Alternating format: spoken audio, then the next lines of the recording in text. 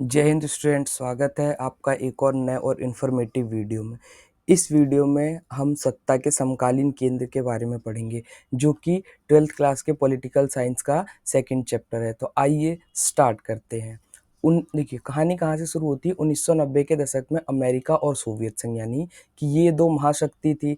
इन दो महाशक्तियों में से बाद में सोवियत संघ का क्या हो जाता है, विघटन हो जाता है।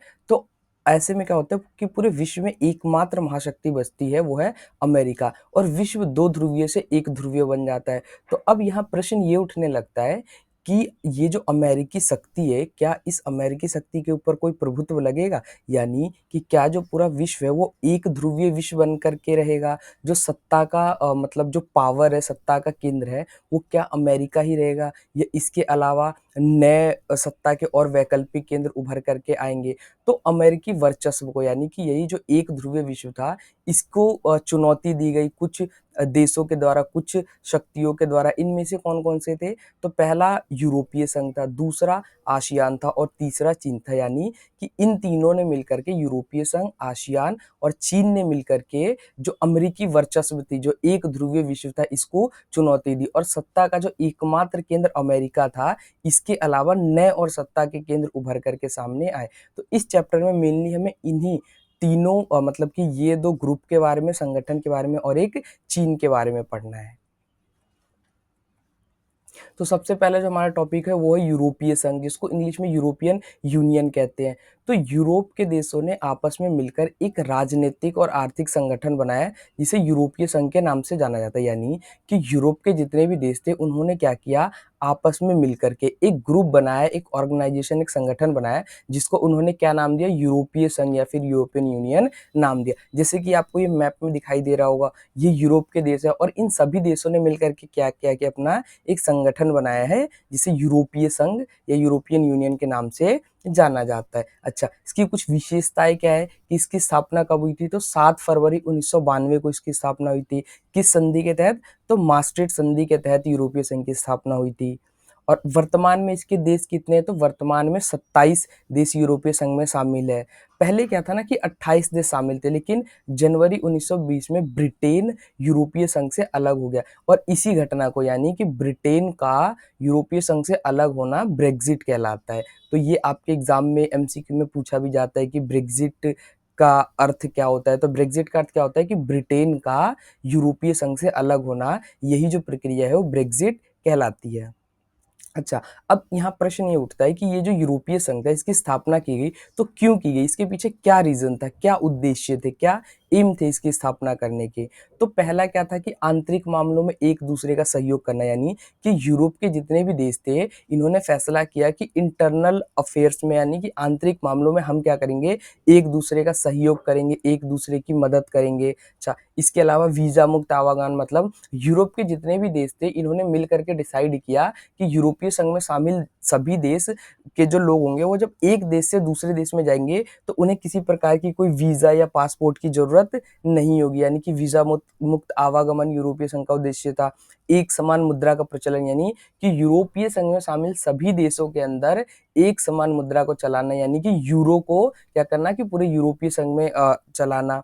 इसके अलावा क्या था कि व्यापारिक संबंध स्थापित करना, यानी कि यूरोप के सभी देश आपस में मिलकर के एक दूसरे का क्या करेंगे, मतलब व्यापारिक संबंध स्थापित करेंगे, व्यापार में एक दूसरे का सहयोग करेंगे। तो ये सभी के सभी क्या थे, यूरोपीय संघ के उद्देश्य थे। इन्हीं कारणों की वजह से यूरोपीय संघ की स्थापना की जाती है। अब नेक्स्ट टॉपिक है यूरोपीय संघ की विशेषता, यानी कि जो यूरोपीय संघ के बारे में हमने पीछे पढ़ा कि 27 देशों को मिला करके बनाया गया था, तो इसकी क्या विशेषताएं थी, क्या फीचर्स थे? तो सबसे पहली विशेषता क्या थी कि यूरोपीय संघ आकार में एक विशाल राष्ट्र राज्य की तरह था। यानी कि यूरोपीय संघ को क्या किया गया था, यूरोप के सभी छोटे छोटे जो देश थे उनको मिला करके बनाया गया था। तो ये छोटे छोटे देश मिल करके जब आपस में इन्होंने एक संगठन बनाया, तो आगे चल करके ये क्या हुआ, इसका आकार बढ़ गया, और ये एक विशाल राष्ट्र राज्य की तरह, यानी कि किसी बड़े आकार वाले देश की तरह, मतलब देश की तरह हो गया। सेकंड विशेषता क्या थी कि इसका अपना झंडा, राष्ट्रीय गान, स्थापना दिवस और अपनी मुद्रा, यानी कि यूरोपीय संघ में शामिल जितने भी देश हैं उन सभी का एक कॉमन झंडा है, एक फ्लैग है, सभी का एक ही राष्ट्रीय गान है, नेशनल एंथम है, स्थापना दिवस है और इसके अलावा एक ही मुद्रा यानी कि यूरो पूरे यूरोपीय संघ की एक कॉमन करेंसी है, एक सामान्य मुद्रा है।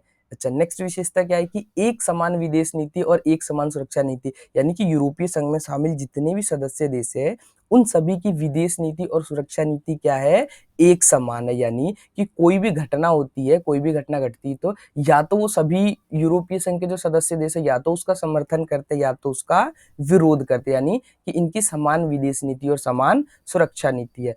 यूरोपीय संघ विश्व में आर्थिक सहयोग वाली संस्था से बढ़कर राजनीतिक संस्था का रूप ले लिया, यानी कि यूरोपीय संघ को मेनली किस उद्देश्य से बनाया गया था, तो आर्थिक सहयोग, यानी कि इसका जो प्रारंभिक उद्देश्य था यूरोपीय संघ का वो था कि एक दूसरे का आर्थिक सहयोग करना और आर्थिक विकास करना, परंतु बाद में चल करके ये आर्थिक संस्था से राजनीतिक संस्था का रूप ले लेती है, जो कि इसकी इंपॉर्टेंस को, इसकी महत्वता को दिखाता है। तो ये सारे क्या है, यूरोपीय संघ की विशेषता है। इन्हीं विशेषताओं के कारण यूरोपीय संघ एक मजबूत संगठन, एक मजबूत ऑर्गेनाइजेशन बन करके उभरा था।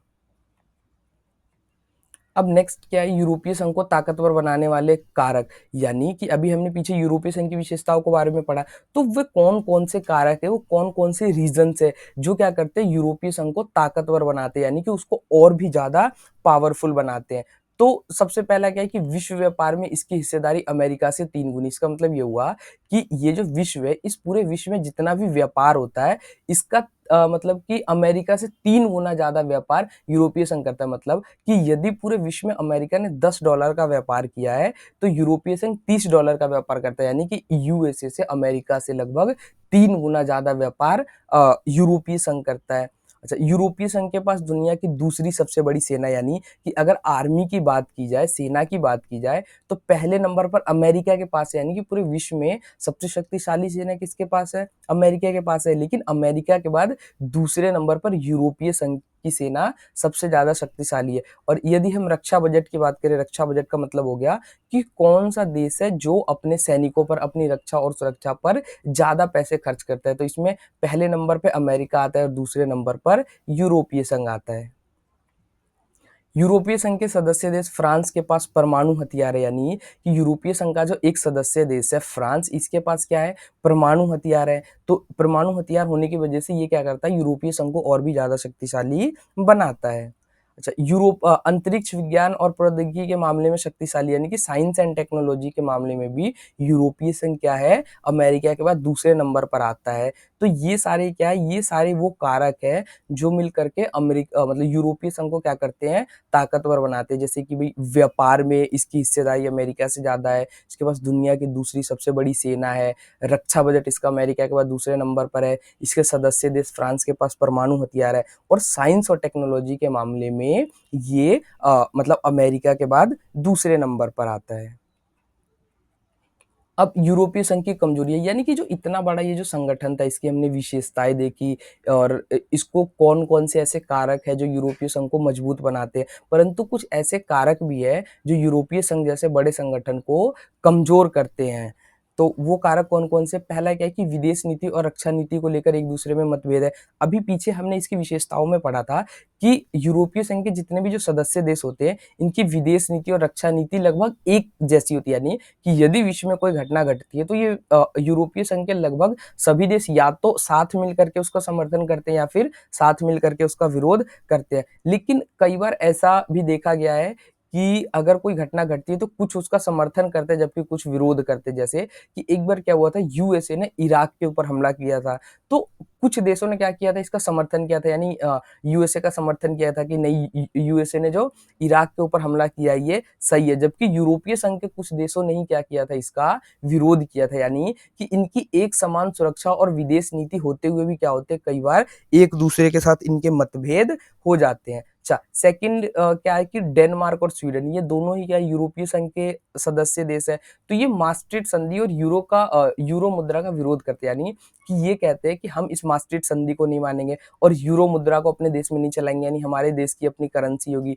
तो ये भी क्या करता है, यूरोपीय संघ को कमजोर बनाता है। क्यों? क्योंकि अगर ये जो maastricht संधि और यूरो मुद्रा है, अगर ये किसके द्वारा बनाया गया, यूरोपीय संघ ने बनाया अपने सदस्यों के लिए, और इसके सदस्य देश ही इसको ना माने, तो ये अपने ही आप यूरोपीय संघ को क्या करता है, कमजोर बनाता है।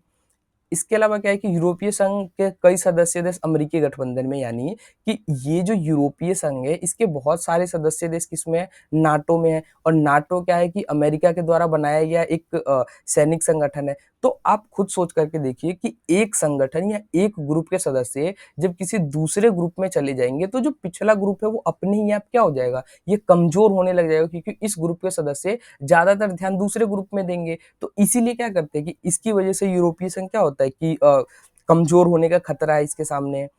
और जनवरी 2020 में ब्रिटेन यूरोपीय संघ से क्या हो गया, अलग हो गया। यानी कि यदि मान लीजिए इस संगठन के सदस्य धीरे धीरे अलग होते जाएंगे, तो ये संगठन एक टाइम में क्या होगा कि बिखर जाएगा, एक समय आने के बाद टूट जाएगा। तो ये सभी के सभी क्या थे, यूरोपीय संघ को कमजोर करने वाले कारक थे। यानी कि ये सभी मिलकर के यूरोपीय संघ को क्या करते हैं, कमजोर बनाते हैं।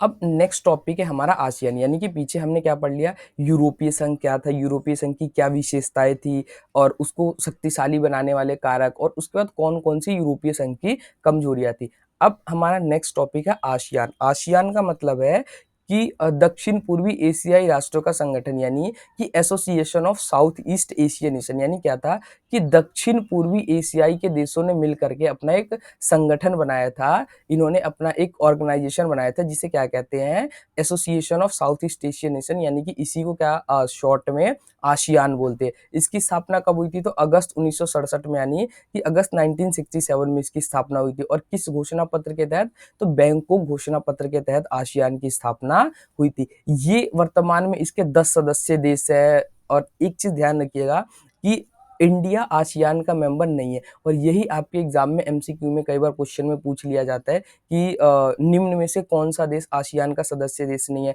और वहां पर इंडिया का नाम दिया होता है, तो ध्यान रखिएगा। तो आसियान के बारे में क्या है कि इसका पूरा नाम है association of south east Asian nation, यानी कि दक्षिण पूर्वी एशियाई राष्ट्रों का संगठन। यानी कि दक्षिण एशिया के देशों ने मिल करके अपना एक संगठन बनाया, ऑर्गेनाइजेशन बनाया, जिसे आसियान के नाम से जाना जाता है।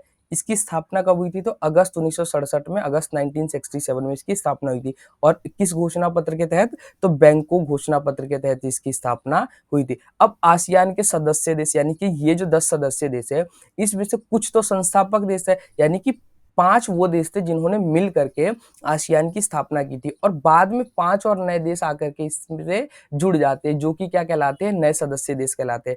तो आइए जानते हैं कि संस्थापक सदस्य देश कौन कौन से हैं। तो इंडोनेशिया ये संस्थापक सदस्य देशों में से था, मलेशिया, उसके अलावा फिलीपींस, सिंगापुर और थाईलैंड। यानी कि ये जो 5 देश थे, इंडोनेशिया, मलेशिया, फिलीपींस, सिंगापुर और थाईलैंड, ये संस्थापक देश थे। यानी कि 1967 में इन 5 देशों ने मिल करके आसियान की स्थापना की थी। फिर क्या होता है ना कि आसियान और बड़ा होता है, इसमें और भी सदस्य देश आकर के धीरे धीरे शामिल होते हैं। तो नए सदस्य देशों में कौन कौन से थे, Brunei Darussalam, Vietnam, Laos, Myanmar और कंबोडिया। यानी कि ये जो 5 देश थे, ये बाद में आकर के यूरोपीय संघ में शामिल हो जाते हैं। इस प्रकार से यूरोपीय संघ में वर्तमान में 10 सदस्य देश है। अब इसका उद्देश्य क्या, सेम वही हो गया कि कोई भी संगठन या ऑर्गेनाइजेशन बनाया जाता है, तो उसके पीछे कुछ ना कुछ एम होता है, उद्देश्य होता है। तो ये जो आसियान बनाया गया था, इसके पीछे क्या उद्देश्य था, इसको क्यों बनाया गया था, तो सबसे पहला था कि तेज गति से आर्थिक विकास करना। यानी कि आसियान में शामिल जितने भी 10 देश है, वो क्या करेंगे, आपस में एक दूसरे का आर्थिक सहयोग करेंगे, आर्थिक रूप से मदद करेंगे, और क्या करेंगे, तेज गति से अपना आर्थिक विकास करेंगे, इकोनॉमिक डेवलपमेंट करेंगे।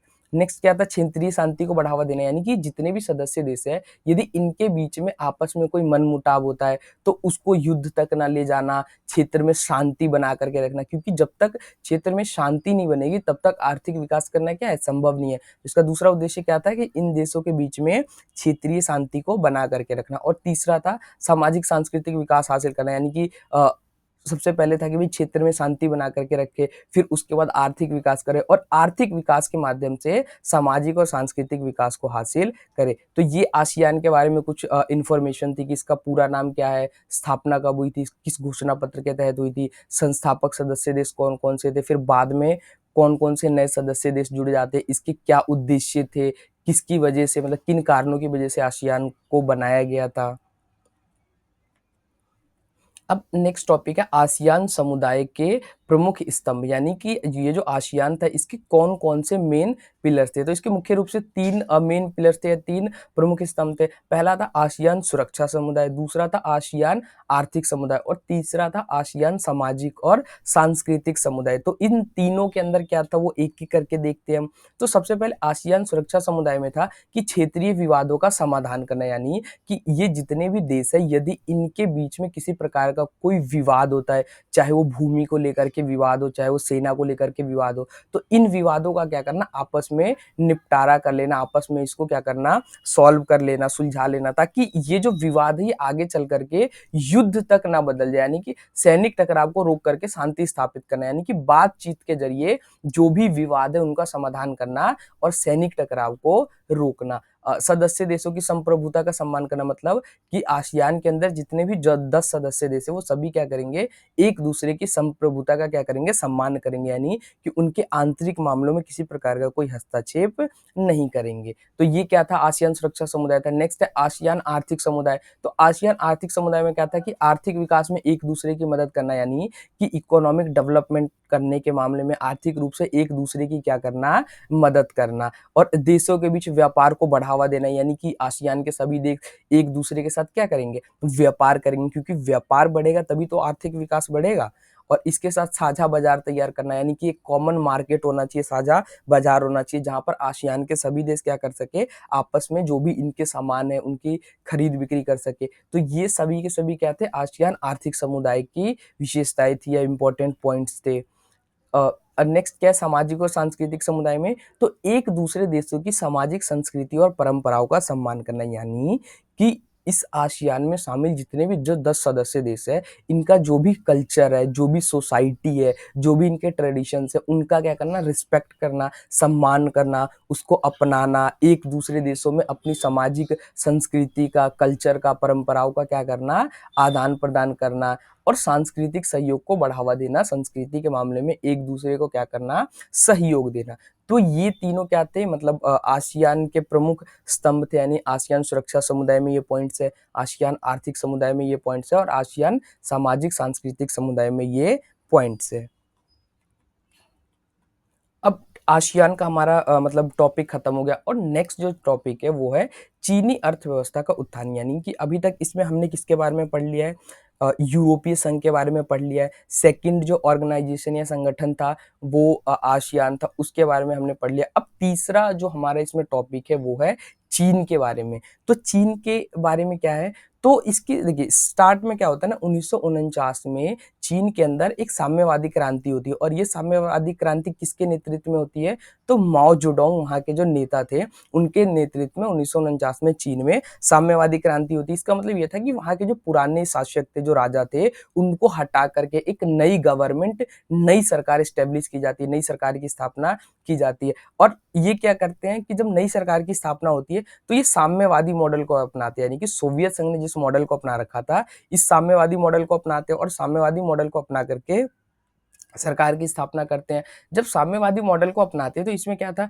कि पूंजीवादी देशों से रिश्ते खत्म, क्योंकि साम्यवाद का सबसे प्रमुख विशेषता यही था कि ये क्या करते थे, पूंजीवाद का विरोध करते थे। तो यदि चाइना ने साम्यवादी मॉडल को अपनाया है तो इसे क्या करना होगा, पूंजीवादी देशों से रिश्ते खत्म करने होंगे, जैसे अमेरिका हो गया या पश्चिमी यूरोप के देश हो गए। तो उन देशों के साथ क्या करना पड़ा, अब मतलब चीन को अपने जो रिश्ते थे वो खत्म करने पड़े। अच्छा, इसके अलावा क्या था, केवल अपने ही संसाधनों से गुजारा करना पड़ा, क्योंकि साम्यवादी जो मॉडल होता है इसमें व्यापार को बहुत ज्यादा महत्व नहीं दिया जाता, जो इंटरनेशनल ट्रेड होता है इसको महत्व नहीं दिया जाता, बल्कि इसमें यह कहा जाता है कि भाई उस देश के पास जो अपने संसाधन है उन संसाधनों का प्रयोग करके ही वो अपना विकास करेगा। तो जब चीन ने साम्यवादी मॉडल को अपनाया तो पहले क्या हुआ था कि पूंजीवादी देशों से रिश्ते खत्म किए, दूसरा केवल अपने ही संसाधनों से गुजारा करना पड़ा और ऐसे में क्या हुआ, विदेशी मुद्रा की कमी हो गई क्योंकि विदेशी मुद्रा तभी आती है जब आप दूसरे देशों के साथ व्यापार करते हो। तो यहाँ पर चीन ने साम्यवादी मॉडल अपनाया था और दूसरे देशों के साथ व्यापार नहीं करते थे, तो इस वजह से क्या हुआ था, वहाँ पर विदेशी मुद्रा की कमी हो गई।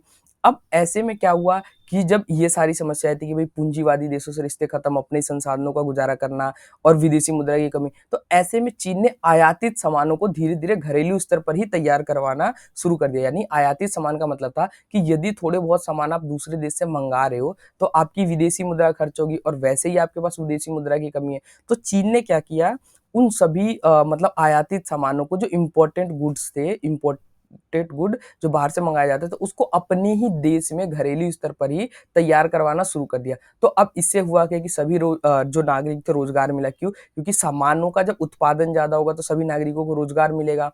इसके अलावा जब नागरिकों को रोजगार मिला, आर्थिक लाभ हुआ, तो सामाजिक कल्याण की योजना चलाई गई, यानी नागरिकों के लाभ पहुँचाने के लिए, उनके हितों के लिए अनेक योजनाएँ चलाई गई। इसके अलावा नागरिकों को शिक्षा, स्वास्थ्य और चिकित्सा देने में चीन विकसित देशों से भी आगे निकल गया। यानी कि जैसे ही चीन ने आयातित सामानों को अपने देश के अंदर बनाना शुरू किया, तो उससे सभी नागरिकों को रोजगार मिला, सामाजिक कल्याण की योजनाएँ चलाई गई, नागरिकों को शिक्षा, स्वास्थ्य चीन ने अपने नागरिकों को प्रोवाइड करवाया। तो ये सारे क्या हुआ, वहाँ पर अच्छी चीज़ें होने लगी। लेकिन इसके साथ ही क्या हो गया, वहाँ पर एक समस्या आ गई और वो समस्या थी जनसंख्या वृद्धि का। क्योंकि जो चीन का आर्थिक विकास था वो तो धीरे-धीरे बढ़ रहा था, लेकिन वहाँ पर जो जनसंख्या वृद्धि थी वो बहुत तेज गति से बढ़ने लगे। तो इससे हुआ क्या कि ये जो बढ़ी हुई जनसंख्या था, इसको जो था, ये आर्थिक विकास का लाभ नहीं मिल पा रहा था। तो अब क्या किया जाता है, चीन में सुधारों की पहल, क्योंकि चीन में क्या थी, कहीं न कहीं फिर से प्रॉब्लम आने लग जाती है जनसंख्या बढ़ने की वजह से। तो वहाँ के जो भी लीडर्स थे वो ये चीज़ समझ गए थे, चीन के लीडर्स, कि जब तक हम अपने जो अर्थव्यवस्था उसमें सुधार नहीं करेंगे, तब तक हमारे जो देश की कंडीशन है, जो हमारे देश की स्थिति है, उसमें सुधार नहीं होगा। तो क्या किया जाता है कि 1970 के दशक में चीन ने अपनी अर्थव्यवस्था में सुधार के लिए अनेक कदम उठाए, बहुत सारे स्टेप्स को लेते हैं, बहुत सारे कदम को उठाते हैं। तो उसमें क्या था कि सबसे पहले 1972 में अमेरिका से संबंध स्थापित किए। अमेरिका से संबंध स्थापित करके अपने राजनीतिक एकांतवास को खत्म किया। क्योंकि चीन को पता था कि यदि हमें अपना आर्थिक विकास करना है, विदेशी मुद्रा चाहिए, तो हमें पूंजीवादी देशों से अपने संबंधों को धीरे-धीरे स्थापित करना होगा। तो इसी के तहत क्या करता है, 1972 में सबसे पहले अमेरिका से संबंध स्थापित करता है और अपना जो राजनीतिक एकांतवास था, इसको उसने खत्म किया।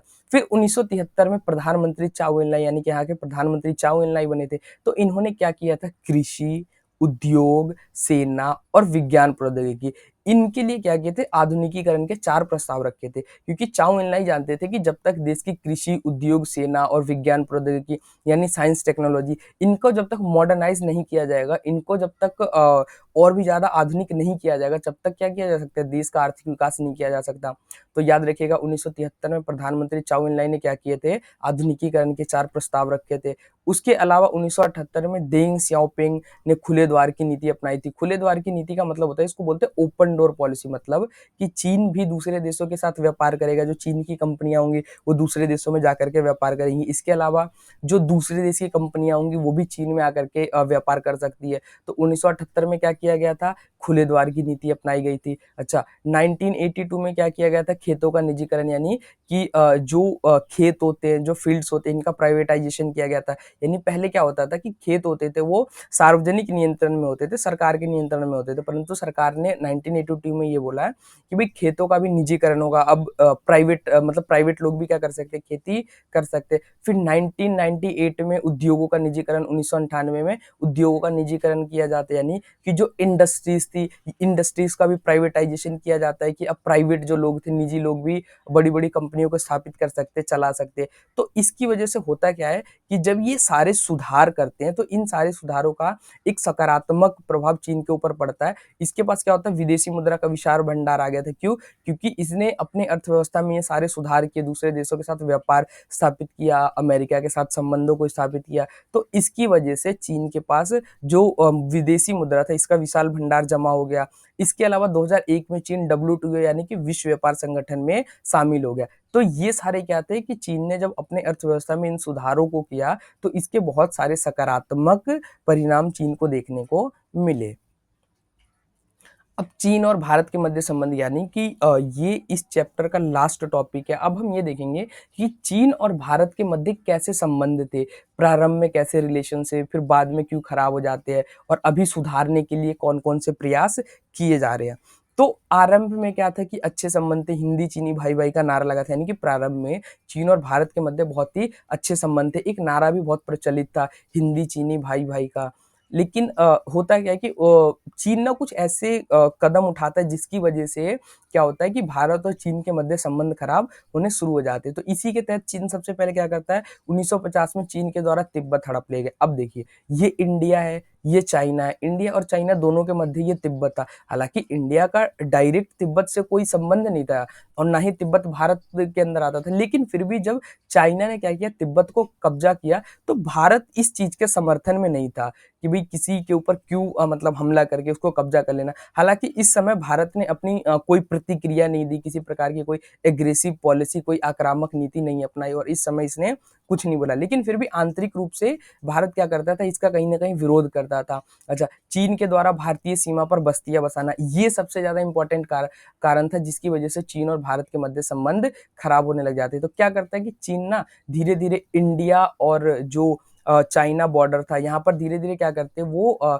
बस्तियां बसाना शुरू कर देते हैं। तो भारत इस चीज का क्या करता है कि विरोध करता है कि आप इंडियन टेरिटरी में, भारतीय क्षेत्र में आप अपनी बस्तियों को नहीं बसा सकते। अच्छा, इसके अलावा भारत और चीन के मध्य सीमा विवाद है। सीमा विवाद अरुणाचल प्रदेश और लद्दाख को लेकर के, यानी कि ये जो मैप है यहाँ पे दिखाई दे रहा होगा, ये हमारा लद्दाख है। तो लद्दाख के कुछ ऐसे हिस्से हैं जहां पर चीन अपना दावा पेश करता है, इसको अक्साई चीन बोलते हैं। इसी तरीके से अरुणाचल प्रदेश के कुछ हिस्सों पर भी चीन क्या करता है, अपना दावा पेश करता है। तो इसी ये सीमा विवाद दोनों के मध्य, और इसी को लेकर के 1962 में क्या हुआ था, भारत और चीन के मध्य युद्ध भी हुआ था। अच्छा, तो ये तो प्रॉब्लम्स हो गई। अब संबंधों को सुधारने के लिए कौन कौन से प्रयास किए जा रहे हैं, तो इसके तहत क्या किया गया था, सबसे पहले 1988 में, 1988 में जो राजीव गांधी थे, इंदिरा गांधी की मतलब जब मृत्यु हो जाती है तो उसके बाद उनके पुत्र राजीव गांधी प्रधानमंत्री बनते हैं। और राजीव गांधी ने क्या किया था, चीन का दौरा किया था। क्यों चीन का दौरा किया था, ताकि भारत और चीन के मध्य ये जो खराब संबंध है, इन संबंधों को क्या किया जाए, धीरे धीरे सुधारा जाए। और संबंध सुधारने के लिए क्या क्या और प्रयास किए, जैसे सीमा पर शांति स्थापित करना, यानी कि जो बॉर्डर है, बॉर्डर पर पीस को स्टेब्लिश किया जाए, शांति को स्थापित किया जाए। सांस्कृतिक आदान प्रदान को बढ़ावा देना, यानी कल्चरल एक दूसरे का एक्सचेंज करना, जो कल्चर होता है। और इसके अलावा क्या करना, विज्ञान और प्रौद्योगिकी में, यानी कि साइंस और टेक्नोलॉजी में क्या करना, एक दूसरे का सहयोग करना। यानी कि इसमें अभी तक हमने क्या क्या देखा, चीन और भारत के मध्य संबंध आरंभ में अच्छे थे, फिर बाद में चीन कुछ ऐसे कदम उठाता है जिसकी वजह से चीन और भारत के मध्य संबंध क्या हो जाते हैं, खराब हो जाते हैं। फिर हमने ये देखा कि चीन और भारत के मध्य संबंधों को सुधारने के लिए कौन कौन से प्रयास किए जा रहे हैं। तो यहाँ पर ये चैप्टर आपका एंड होता है। आई होप आपको ये क्लास अच्छी लगी हो, और इस मतलब चैप्टर से रिलेटेड अगर आपका कोई डाउट हो या कोई सजेशन हो तो आप कमेंट में बता सकते हैं। तब तक के लिए आप अपनी स्टडी करिए, मिलते हैं फिर किसी और नए और इन्फॉर्मेटिव वीडियो में। तब तक के लिए जय हिंद, जय भारत।